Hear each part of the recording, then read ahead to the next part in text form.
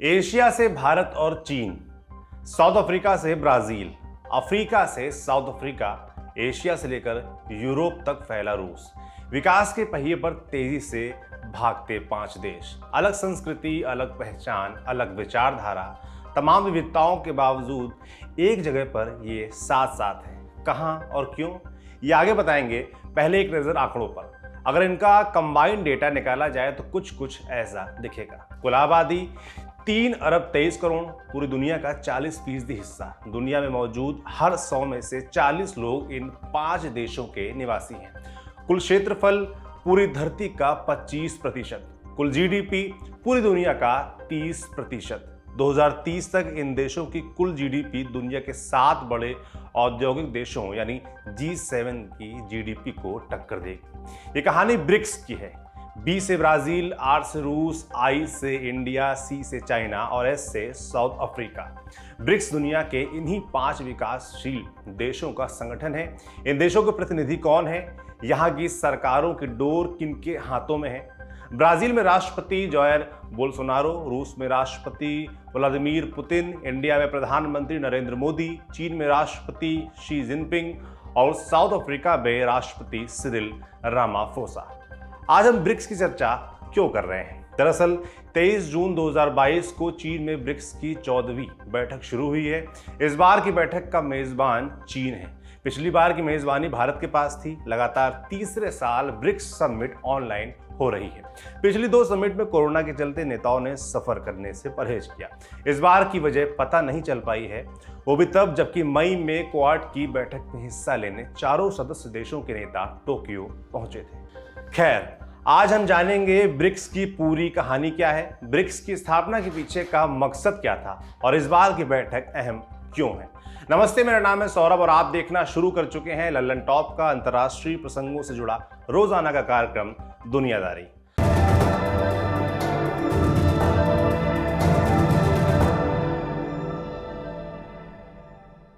शुरू करते हैं ब्रिक्स के इतिहास से। 2001 में गोल्डमैन सैक्स के चेयरमैन जिम ओ नील ने पहली बार ब्रिक का आइडिया रखा था। आइडिया यह था कि विकासशील देशों का एक समूह आने वाले वक्त में पश्चिम देशों को टक्कर दे सकता है। इस आइडिया को कागज से धरातल पर आने में लगे 5 साल 2006 में जनरल असेंबली की मीटिंग के दौरान चीन, भारत, ब्राजील और रूस ने एक अनौपचारिक मीटिंग की। यहां पहली बार एक नया समूह बनाने को लेकर बात हुई। इसके बाद साल 2008 में G8 देशों के सम्मेलन के दौरान चीन, रूस और भारत के राष्ट्राध्यक्ष आपस में मिले। इसी मुलाकात के दौरान तय हुआ कि भारत, चीन, रूस और ब्राजील मिलकर एक अलग समूह बनाएंगे, जिसे नाम दिया गया ब्रिक। ब्रिक का उद्देश्य था G8 समूह की तर्ज पर विकासशील देशों का एक ऐसा समूह बनाना जो बेहतर आर्थिक संबंधों को बढ़ावा दे। साल 2009 में रूस में पहले ब्रिक सम्मेलन का आयोजन हुआ। 2010 में चारों देशों के विदेश मंत्रियों की मुलाकात के दौरान तय हुआ कि दक्षिण अफ्रीका को इस समूह में आमंत्रित किया जाएगा। 24 दिसंबर 2010 को दक्षिण अफ्रीका आधिकारिक तौर पर इस ग्रुप से जुड़ा और ब्रिक बन गया ब्रिक्स। तो ब्रिक्स करता क्या है? सरल शब्दों में कहें तो ब्रिक्स बनाने के पीछे उद्देश्य था कि ये 5 देश आपस में आर्थिक सहयोग बढ़ा सकें। यही इसका स्टेटेड गोल भी है। यहां से शुरुआत होकर दूसरे क्षेत्रों में भी सहयोग की शुरुआत हुई, मसलन विज्ञान, कृषि, शिक्षा, क्लाइमेट चेंज आदि। लेकिन इस घोषित उद्देश्य के अलावा ब्रिक्स का एक और उद्देश्य है, वो है अंतरराष्ट्रीय मंचों पर विकासशील देशों को बेहतर आवाज और ताकत देना। ऐसे समझिए कि वर्ल्ड बैंक एक अंतरराष्ट्रीय संस्था है, लेकिन उसका प्रेसिडेंट हमेशा एक अमेरिकन होता है।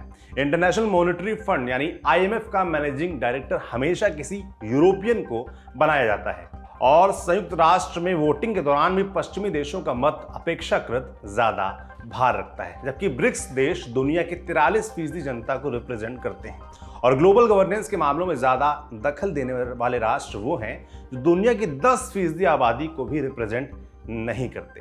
इसलिए ब्रिक्स की शुरुआत इस विचार पर हुई थी कि इस 5 सबसे बड़े विकासशील देशों को अंतर्राष्ट्रीय मंच पर बेहतर पहचान मिल सके। साल 2009 में जब ब्रिक्स की शुरुआत हुई, अपने पहले ही ज्वाइंट स्टेटमेंट में ब्रिक्स ने ग्लोबल मंदी और IMF में बेहतर प्रतिनिधित्व को लेकर बात की। साल 2011 में ब्रिक्स देशों ने IMF को 50,000 रुपए देने की बात कही, बशर्ते वो अपने वोटिंग की प्रक्रिया में सुधार लाकर ब्रिक्स देशों को बेहतर प्रतिनिधित्व दें। साल 2013 में ब्रिक्स सम्मेलन के दौरान तय हुआ कि पांचों देश मिलकर वर्ल्ड बैंक की तर्ज पर एक फाइनेंशियल इंस्टीट्यूशन की शुरुआत करेंगे। 2014 में न्यू डेवलपमेंट बैंक की शुरुआत हुई। इसमें पांचों देशों ने मिलकर 50,000 अरब रुपए डाले। न्यू डेवलपमेंट बैंक का हेडक्वार्टर शंघाई में बना और इसके पहले अध्यक्ष आईसीआईसीआई बैंक के पूर्व सीईओ केवी कामत बने। न्यू डेवलपमेंट बैंक अलग अलग प्रोजेक्ट्स के लिए वर्ल्ड बैंक की तर्ज पर लोन देने का काम करता है। न्यू डेवलपमेंट बैंक के साथ साथ ब्रिक्स ने एक और प्रोग्राम की शुरुआत की, कंटिजेंट रिजर्व एग्रीमेंट नाम का यह प्रोग्राम जब किसी देश में लिक्विडिटी क्राइसिस की नौबत आए तो उन्हें आईएमएफ की तर्ज पर लोन मुहैया कराता है। ब्रिक्स समूह की शुरुआत वार्षिक शिखर सम्मेलन से हुई थी, लेकिन आने वाले सालों में ब्रिक्स देशों की बीच सहयोग और आगे बढ़ा। शिखर सम्मेलन के इतर भी इन देशों के विदेश मंत्री, श्रम मंत्री, सूचना मंत्री, सेंट्रल बैंक के गवर्नर आदि आपस में मुलाकात करते रहे हैं।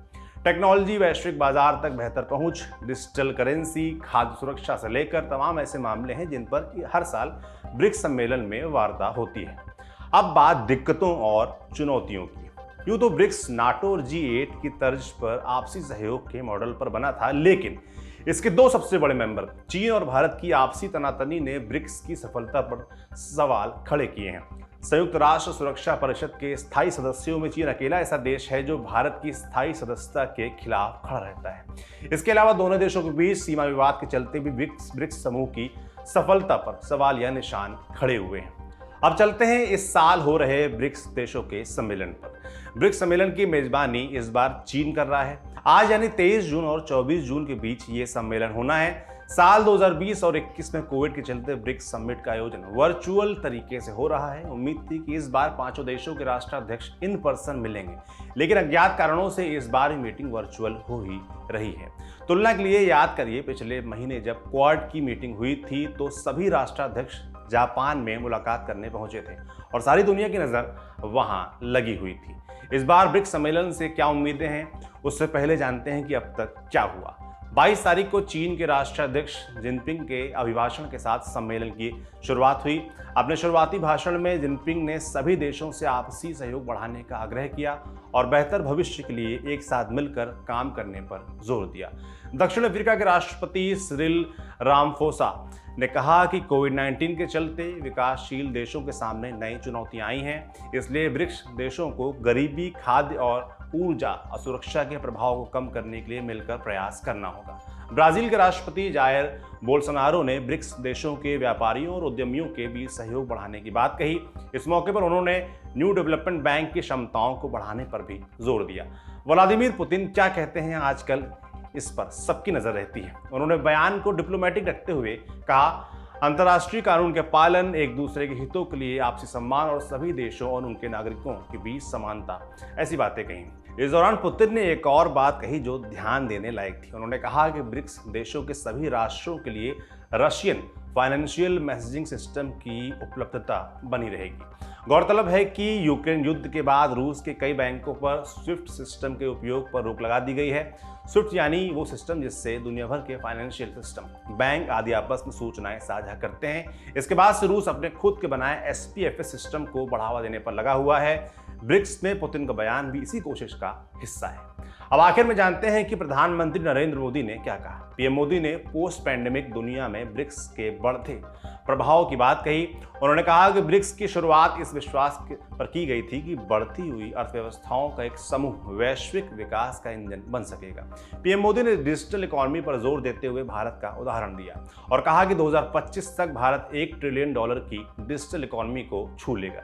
इसके अलावा उन्होंने भारत में बढ़ते स्टार्टअप कल्चर और तेजी से फैलते डिजिटल इंफ्रास्ट्रक्चर पर भी बात की। अब समझते हैं कि आने वाले 2 दिनों में ब्रिक्स सम्मेलन से उम्मीदें क्या हैं। थोड़ा पीछे से तुलना करें तो साल 2017 तक ब्रिक्स में शामिल मुद्दों पर लगातार बढ़ोतरी हो रही थी, लेकिन भारत और चीन के बीच सीमा पर चल रहे टसल ने ब्रिक्स सम्मेलनों की चमक को लगातार फीका किया है। इस बार इस सम्मेलन का आयोजन आमने सामने हो सकता था, लेकिन फिर भी सम्मेलन को वर्चुअल माध्यम से किया जा रहा है। इसी से पता चलता है कि ब्रिक्स सम्मेलन को लेकर देशों की प्राथमिकता क्या है। इसके बावजूद रूस की मौजूदगी के चलते ब्रिक्स सम्मेलन पर सबकी नजर रहेगी। यूक्रेन युद्ध को लेकर चीन और रूस के बीच क्या बातचीत होगी, ये भी देखने लायक होगा। रूस यूक्रेन युद्ध की शुरुआत से ही चीन रूस के साथ खड़ा दिखाई दिया है और भारत ने भी इस मामले में रूस के खिलाफ अभी तक कुछ भी नहीं बोला है। लेकिन 20 फरवरी जब युद्ध की शुरुआत हुई तब से लेकर अब तक गंगा का बहुत सा पानी बह चुका है। अमेरिकी और यूरोपियन सैंक्शंस के चलते दुनिया भर में महंगाई बढ़ रही है। खाद्य सुरक्षा के चलते ग्लोबल सप्लाई चेन्स पर गहरा असर पड़ा है। ऐसी स्थिति में रूस की चीन और भारत से होने वाली कोई भी वार्ता बहुत मायने रखती है। रूस यूक्रेन युद्ध आधिकारिक वार्ता का हिस्सा नहीं, लेकिन विशेषज्ञ मानते हैं कि मॉस्को और बीजिंग ब्रिक्स सम्मेलन का इस्तेमाल पश्चिमी देशों के सामने कड़ा स्टैंड लेने के लिए कर सकते हैं। हालांकि भारत नहीं चाहेगा कि वह ऐसे किसी भी समूह के साथ दिखाई दे जो अमेरिका की खुलकर खिलाफत करता हो, खासकर तब जब क्वाड के जरिए उसे चीन के खिलाफ अमेरिकी सहयोग की जरूरत है। इसके अलावा सम्मेलन में आतंकवाद, व्यापार, स्वास्थ्य, पारंपरिक चिकित्सा, पर्यावरण, विज्ञान और प्रौद्योगिकी, नवाचार, कृषि, तकनीकी और व्यावसायिक समेत तमाम दूसरे सहयोगों पर चर्चा की संभावना है। ब्रिक्स सम्मेलन से जुड़ी और जो भी अपडेट होंगे हम आप तक ऐसे ही पहुंचाते रहेंगे। अब सुर्खियों की बारी। आज की पहली सुर्खी ऑस्ट्रेलिया से है। पश्चिमी ऑस्ट्रेलिया की खदानों में यौन उत्पीड़न के कई मामले सामने आए हैं। दरअसल हर साल खदानों में काम करने के लिए गांव के लोगों को बुलाया जाता है। इनमें बड़ी संख्या में महिलाएं भी होती हैं। इन महिलाओं के साथ खदानों में यौन उत्पीड़न का पुराना इतिहास रहा है। इसका खुलासा हाल ही में जारी हुई एक रिपोर्ट में हुआ है। मामले इतने संगीन थे कि इस मामले में संसद ने जांच की। इस जांच की फाइनल रिपोर्ट 23 जून को पब्लिक कर दी गई है। इन मामलों की जांच कोर्ट में 1 साल से चल रही थी। कोर्ट में लगभग ऐसे 100 मामले दर्ज किए गए। कुछ महिलाओं की आप बीती भी सुन लीजिए। एक साइट पर काम करने वाली महिला ने बताया कि एक बार जब वो खदान से अपने टेंट पर लौट रही थी तो उस समय वो बेहोश हो गई। जब वो जागी तो उसकी जीन्स टखनों के आसपास थी। उस दिन वो बहुत बीमार भी रही। इस घटना के बाद उसे अपमानित महसूस हो रहा था। एक अन्य महिला ने बताया कि मैं लगभग आधा दर्जन खदान की साइटों पर गई हूँ और मैं कह सकती हूँ कि उनमें से हर एक में मेरा यौन उत्पीड़न किया गया है। कई साइटों पर मुझे मेरी मर्जी के बगैर छुआ गया है। मेरे बारे में भद्दी बातें करना और लोगों के बीच गलत भ्रम फैलाने जैसी बातें मेरे लिए बहुत आम हो चुकी थी। ये सब बहुत ही भयानक और शर्मनाक है। मामले की जांच कर रहे लिब्बी मेट्टम ने कहा कि पीड़ित महिलाओं के साथ जिस तरीके का दुर्व्यवहार, उनको ताने मारना और हिंसा के मामले सामने आए हैं, वे बहुत ही भयानक, निराश करने और चौंकाने वाले हैं। इन घटनाओं से महिलाओं के मन में नौकरी में जाने का डर भी पैदा हुआ। ये जो हुआ है इसे माफ नहीं किया जा सकता। चौंकाने वाली बात यह है कि ये मामले BHP और रियो टिंटो जैसी ऑस्ट्रेलिया की सबसे अमीर खनन कंपनियों में सामने आए हैं। दोनों कंपनियों ने माना कि ऐसी घटनाएं हुई होंगी और उन्हें उनके ऊपर कार्रवाई करने का वादा भी किया है। BHP ने कहा कि उसने 2 साल में 48 कर्मचारियों को बर्खास्त किया है। उसने 2019 से साइटों को सुरक्षित बनाने के लिए 23 अरब रुपए खर्च भी कर दिए हैं। रिपोर्ट में कंपनियों के लिए 24 सुझावों की लिस्ट भी लिखी है, जिनमें घटनाओं की रिपोर्टिंग प्रक्रिया को सरल बनाने और खदानों में लोगों को ट्रेनिंग देने की सलाह दी गई है। दूसरी सुर्खी बांग्लादेश से है। भारत का पड़ोसी मुल्क बांग्लादेश इन दिनों बाढ़ की चपेट में है। भीषण बाढ़ ने अब तक दर्जनों लोगों की जान ले ली है, तो वहीं लगभग 40 लाख से ज्यादा लोग विस्थापित हो गए हैं। जानकारों का कहना है कि इस विनाशकारी बाढ़ की वजह मूसलाधार बारिश है। अधिकारियों ने चेतावनी दी है कि इस हफ्ते भी कई इलाकों में जलस्तर बढ़ा ही रहेगा। ये तो रही बाढ़ की अपडेट, लेकिन बांग्लादेश में बाढ़ से तबाही की खबर हम अक्सर सुनते रहते हैं। वहां बाढ़ आने की वजह है क्या? जानकारों का कहना है कि ये जलवायु परिवर्तन का परिणाम है। बांग्लादेश एक डेल्टा नेशन है। बांग्लादेश एक तरफ समुद्र को छूता है तो वहीं देश के अंदर से कई नदियों का पानी जाता है। ये दुनिया के सबसे अधिक जलवायु संवेदनशील देशों में से एक है। विश्व बैंक के 2015 के एक अध्ययन में कहा गया था कि बांग्लादेश के 16 करोड़ लोगों में से लगभग 35 लाख लोगों को हर साल नदी से आई बाढ़ का खतरा है। Institute of water and flood management के निदेशक सैफुल इस्लाम ने बांग्लादेश में आए 35 साल के बाढ़ के आंकड़ों का विश्लेषण किया और पाया कि समय के साथ बारिश ज्यादा अप्रत्याशित हो रही है और साथ ही पहले की तुलना में नदियां भी खतरे के निशान से ऊपर बहने लगी हैं। IWFM के शोधकर्ता आशिक इकबाल का कहना है कि जंगलों की कटाई की वजह से बांग्लादेश में नदियों में जल वहन क्षमता कम हो चुकी है। मतलब अब नदियों में ज्यादा पानी नहीं बह पाता है, जिससे बारिश होने पर और उफान आ जाता है। बांग्लादेश के साथ इन दिनों भारत के पूर्वोत्तर राज्य बाढ़ की चपेट में हैं, खास तौर पर असम। अक्सर जब हम बांग्लादेश की बाढ़ की खबर सुनते हैं तो पाते हैं कि भारत के किसी पूर्वोत्तर के राज्य में भी बाढ़ आई हुई होती है। तो भारत और बांग्लादेश में आई इस बाढ़ का क्या संबंध है? दरअसल भारत और बांग्लादेश 4096 किलोमीटर बॉर्डर शेयर करते हैं और ये बॉर्डर जुड़े हुए हैं भारत के पूर्वोत्तर राज्यों से। पिछले दिनों भारत के पूर्वोत्तर राज्यों में जमकर बारिश हुई। पानी बहकर भारत से सटे बांग्लादेश के निचले हिस्से की तरफ गया, जिससे वहां के कई इलाकों में बाढ़ जैसे हालात बन गए। वापस लौटते हैं बांग्लादेश पर। बाढ़ से वहां के हालात बुरे बने हुए हैं। मंगलवार को बांग्लादेश की पीएम शेख हसीना ने सिलहट, सुनामगंज, नेत्रकोना और आसपास के इलाकों में बाढ़ की स्थिति का निरीक्षण किया है। राहत कार्य के लिए सेना को जिम्मेदारी सौंपी गई है। इस मामले में और जो भी अपडेट होंगे हम आप तक पहुंचाते रहेंगे। तो आज का दुनियादारी यहीं पर समाप्त होता है। कल फिर मुलाकात होगी, इसी उम्मीद के साथ विदा लेता हूं। शुक्रिया, शुभ रात्रि।